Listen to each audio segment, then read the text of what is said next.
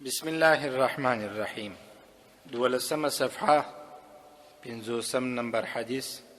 دغه حدیث امام بیهقی رحمه الله تعالی په خپل کتاب چې د امام بیهقی رحمه الله تعالی دی را نقل کړی دی په خپل کتاب کې جناب نبی کریم صلی الله علیه وسلم فرمایي: منهومان لا يشبعان، منهوم في العلم لا يشبع منه، ومنهوم في الدنيا لا يشبع منها.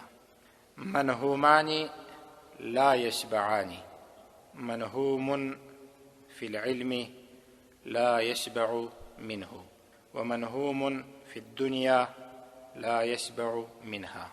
منهومان لا يشبعان، منهوم في العلم لا يشبع منه، ومنهوم في الدنيا لا يشبع منها. ژباړه: منهومانی دوا حارس کسان، حرس والا کسان، لا یشبعانی نه مړیږي. منهوم یو هغه حارس کس، فی العلم چې په علم کې حرس ولري، لا یشبع نه مړیږي منه په دې علم باندې، یا د علم څخه نه مړیږي. ومنهوم او دوهم کس چې حارس دی فی الدنیا په دنیا کې، لا یشبع نه مړیږي منها د دې دنیا څخه. منهومان لا یشبعانی دوا حارس کسان نه مړیږي. منهوم فی العلم یو هغه حارس کس دی چې په علم کې حرس ولري، لا یشبع منه د علم څخه یا په علم باندې نسی مړېدلی، نه مړیږي. ومنهوم فی الدنیا یو هغه کس دی چې په دنیا کې حرس ولري، لا یشبع منها د دنیا یا په دنیا باندې نه مړیږي، د دنیا څخه یا په دنیا نه مړیږي. عجیبه حدیث دی زما ورونو. دوه کسان خو په ټوله ژوند کې نسی مړېدلی. دا د الله رب العزت د نبی پیشنګویي ده، د نبی کریم صلی الله علیه وسلم وینا ده چې دوه کسان نسی مړېدلی، نه مړیږي. یو هغه کس دی چې په علم کې حرص ولري، اوس لا یو څه زده کم، اوس لا یو څه معلومات راته حاصل سي، په دې بله الله ته نږدې سم، په دې بله اسلام و دین ته نږدې سم، په دې بله جنت ته نږدې سم، په دې بله د الله رب العزت د رحمت مستحق سمه. په علم کې چې څوک حرص ولري په دې علم باندې نه مړیږي.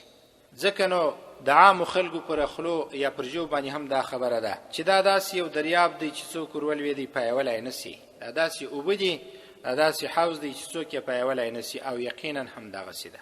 یوازې چې په علم کې د الله رب العزت د کلام یا په دین کې د الله رب العزت د کلام او د قرآن کریم تفسیرونه لیکل سوي دي، تعداد یې 1,00,000 ته رسیږي. یوازې د قرآن کریم تفسیرونه چې لیکل سوي دي 1,00,000.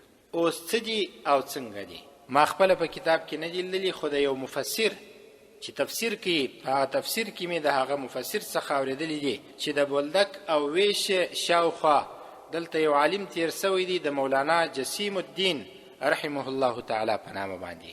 د قرآن کریم تفسیر لیکل دی په 1500 ټوکه کې. همداسې نور علما، نو داسې کسان چې هغه علم په حرص په علم کې ولري، دا نه مړیږي. الله دې داسې حرص راکړي، او الله دې داسې علم راکړي چې یقینا هغه د دین علم وي. داسې علم د الله څخه په هیڅ صورت کې نه غواړو چې دا علم په خاطر دې موږ دنیا وګټو. قرآن دې د دنیا د ګټلو لپاره استعمال کو.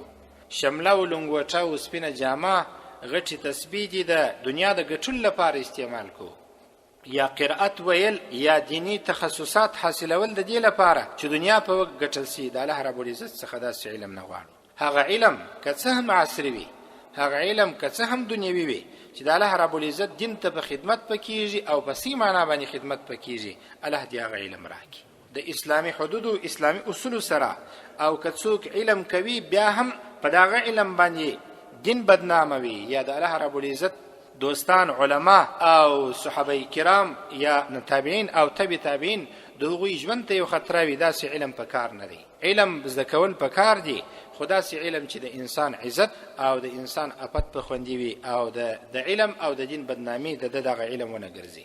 نو په علم کې یو حارس کس نسی مړېدلی. ومنهوم فی الدنیا لا یشبع منها، یو هغه کس دی چې په دنیا کې حرص لري، هغه هم په دنیا باندې نه مړیږي.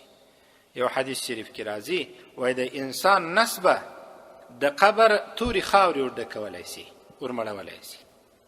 د انسان نسبه د حدیث مفهوم دی، د انسان نسبه د قبر خاورې ورډکولی سي، د انسان نس نه مړیږي. عرب یو مقوله وایي یو متل دی په عربو کې، بطن المرء عدوه، د انسان نس د دشمن دی. دغه دشمن مقابله څنګه کېدلای شي؟ هغه وخت چې پر نفسي خواهشاتو څوک لاړ نشي. صرف د نس لپاره زما ورونو 50 کاله انسان داسې قرباني ورکوي چې یخ نه ګوري، ژمی نه ګوري، ګرمي نه ګوري، هیڅ شی نه ګوري. د داسې قرباني لپاره چې یو معمولی یو فوټ په یو فوټ کې به یو بولو دانس، معده به دانس ظاهري ښکاره باندې معده کشنی ده. د دې د مړېدو لپاره انسان په شپو باندې مسافري کوي او شپې رونې کړي وي. نو د داس یو اور څخه د ازادۍ لپاره به زما ورونو د شپې رونې دلته ضرورت نه وي چې هغه تل تر تله اور وي؟ آیا د دې ضرورت نشته چې موږ د جهنم څخه ځانونه خلاص کړو، څه قرباني ورکړو، دلته راسو د الله رب العزت دین زده کو، علم زده کو، اخلاق په ځان کې راولو، شسلیتوب په ځان کې راولو، د حلال رزق تنظیم وکړو، د حرام څخه ځان وساتو. آیا د ابدي اور څخه د ځان خلاصونې د ځان ژغورنې ضرورت دی او کیا؟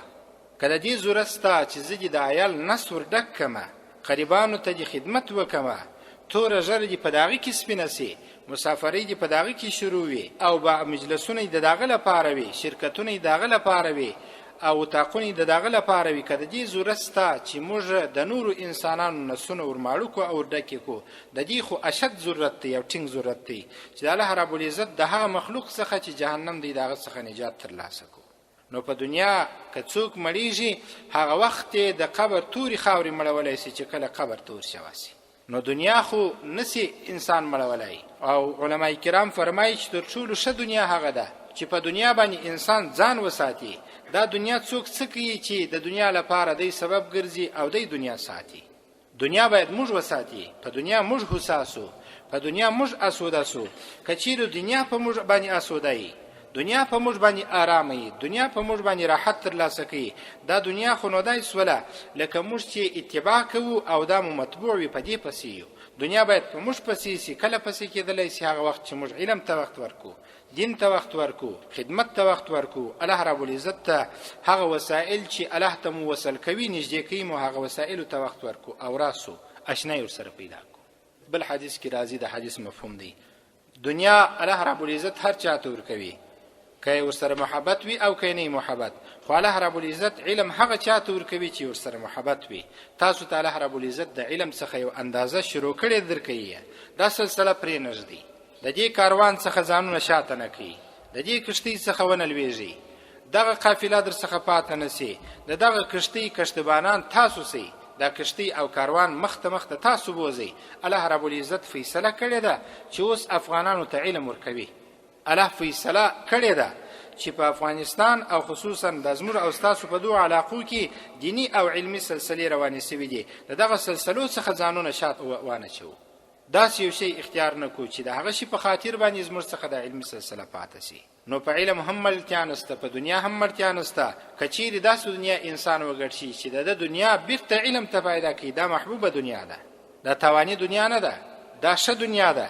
که د دنیا په خاطر یا د دنیا په سبب باندې انسان الله ته نږدې سو، خدا ښه دنیا ده، او که د دنیا په سبب انسان د الله څخه لرې سو، دا بده دنیا ده. الله رب العزت چې بهترین علم حلال دنیا موږ او تاسو ته نصیب کړي. الله رب العزت چې د جناب نبی کریم صلی الله علیه وسلم اتباع او صحیح چې د مسلک او لار او پر هغه باندې د عمل کولو توفیق را نصیب کړي. واخر دعوانا الحمدلله لا اله الا انت سبحانك فقنا عذاب اللهم انك عفو كريم تحب العفو فاعف عنا ورب اغفر وارحم وانت خير الراحمين.